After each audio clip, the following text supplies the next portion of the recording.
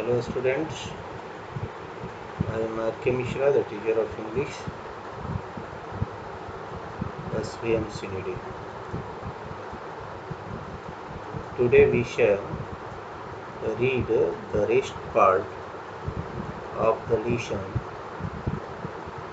chapter 3, The Shepherd's Treasure, part 3. There are some points of this story.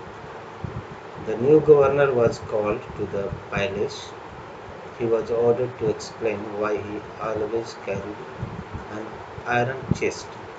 The chest contained no gold or silver.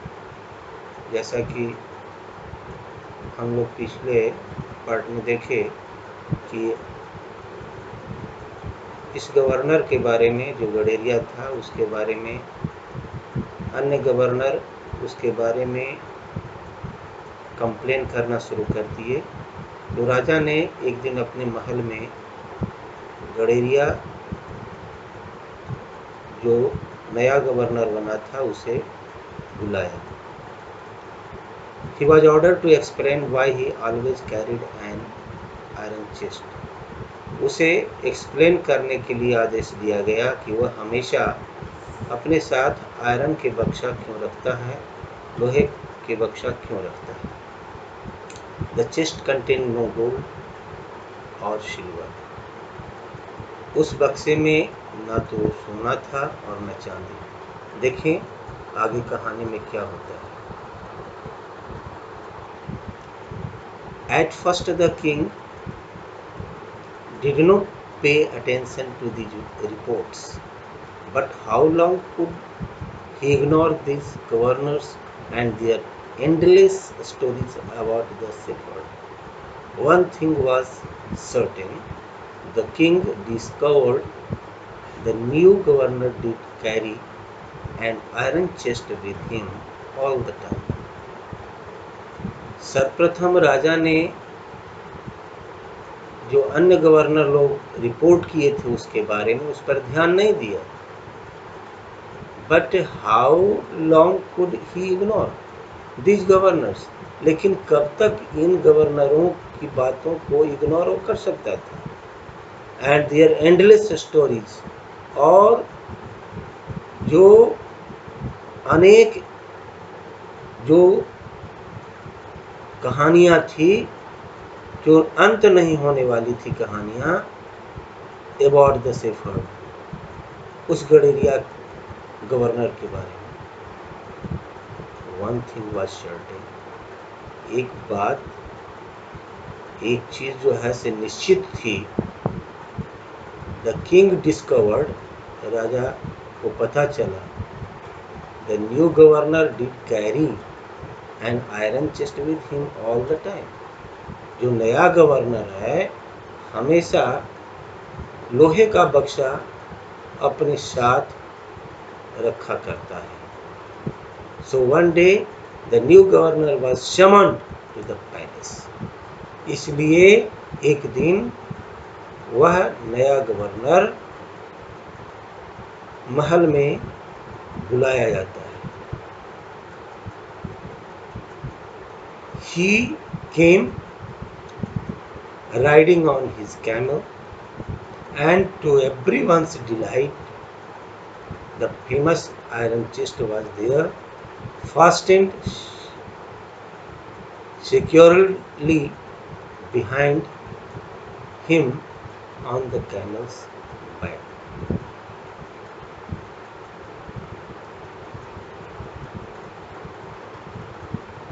He came riding on his camel. वह अपने ऊंट पर चढ़कर आया, and to everyone's delight, और सभी लोग खुश थे। The famous iron chest was there, जो प्रसिद्ध लोहे का बक्सा था, बंधा था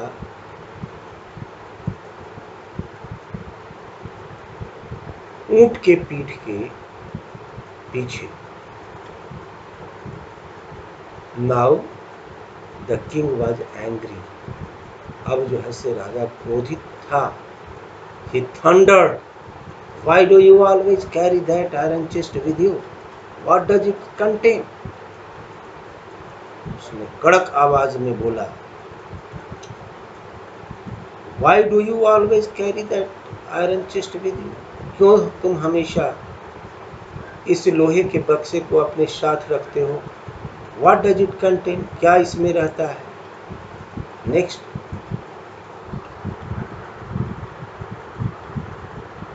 the governor smiled,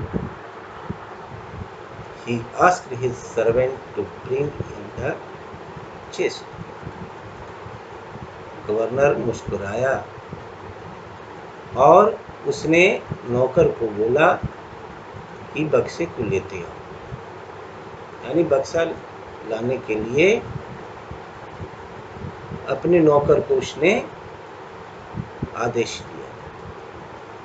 how eagerly the people standing around waited for the safer to be found out, but how great was their astonishment, and even of the king himself, when the chest was opened.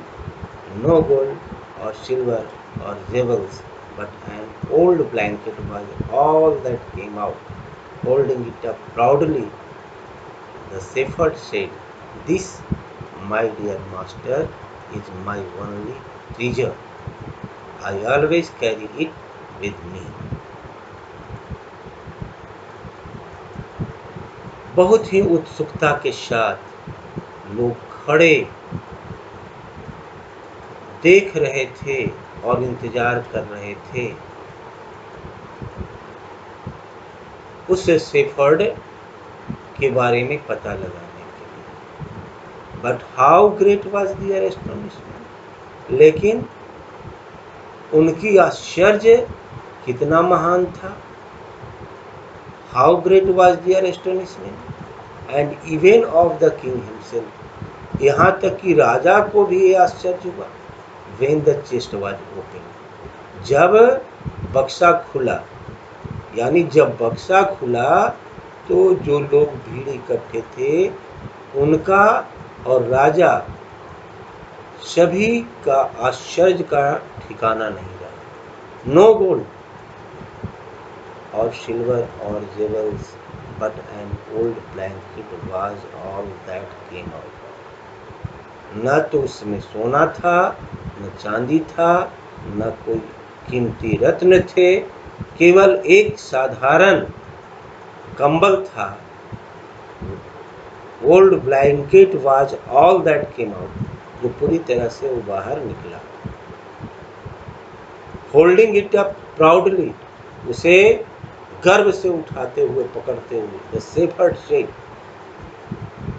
उस गडेरिये ने कहा, जो नया governor था, this my dear master is my only treasure, यह है मेरा एकमात्र खजाना, मेरे मालिक। I always carry it with me, यह हम अपने पास हमेशा अपने साथ रखते हैं। Next, but why do you carry such an ordinary blanket with you, surely you are the governor of a district, the king asked. To which the shepherd replied with quiet dignity, this blanket is my oldest friend. It will still protect me if at any time your majesty should wish to take away my new clothes. But why do you carry such an ordinary blanket with you?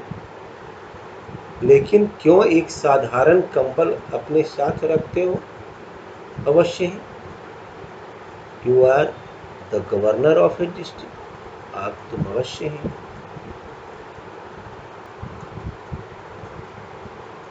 तुम एक जिले का governor हो। The king asked, राजा ने पूछा। To which the shepherd replied, जिस पर गडेरिए ने जवाब दिया, विद क्वाइट डिग्निटी, पूरी शांत गरिमा पूर्ण बातों के साथ। This blanket is my oldest friend, यह कंबल मेरा सबसे पुराना मित्र है। It will still protect me if at any time, यह मुझे मदद करेगा, रक्षा करेगा, इफ एट एनी टाइम, किसी भी समय में। Your majesty should wish to take away my new clocks, मालिक, महाराज, आप हमारे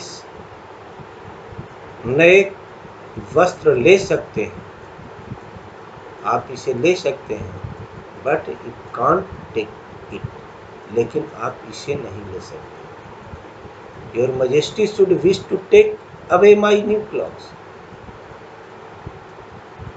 आप मेरे नए वस्त्र को आप छीन सकते हो, लेकिन इसे आप नहीं छीन सकते। How pleased the king was and how embarrassed the jealous governors became to hear the wise man's reply. बहुत ही वह राजा प्रसन्न हुआ और जो चलनशील गवर्नर थे, जो उसके प्रति बुरी भावना रखते थे, लज्जित हुए उसकी बात को सुनकर, उस बुद्धिमान व्यक्ति के जवाब को सुन। Now they knew that the shepherd was indeed the humblest and the wisest man in the land. अब वे लोग जान गए कि यह शेफर्ड जो है सचमुच में सबसे नम्र और सबसे बुद्धिमान व्यक्ति इस पृथ्वी पर, इस जमीन पर है। The king made him the governor of a much bigger district that very day. और उसी दिन सबसे बड़े जिला का, उससे भी बड़े जिले का, जिसका वो गवर्नर था, उससे भी बड़े जिले का उसको गवर्नर बना दिया। In this way, we should take the lesson from this story that a true man never knelt down. इस तरह से हम एक लेसन, एक सबक हम सीखते हैं कि एक सच्चा आदमी कभी नहीं झुका। जो सच्चा होता है वह कभी किसी के सामने नहीं झुकता है। This is the main theme of the story. So we should be honest, humble as well as true. इस तरह से हमें हम्बल होना चाहिए, नम्र होना चाहिए, सही होना चाहिए। The students who are watching the video, they should subscribe, share and like. Thank you.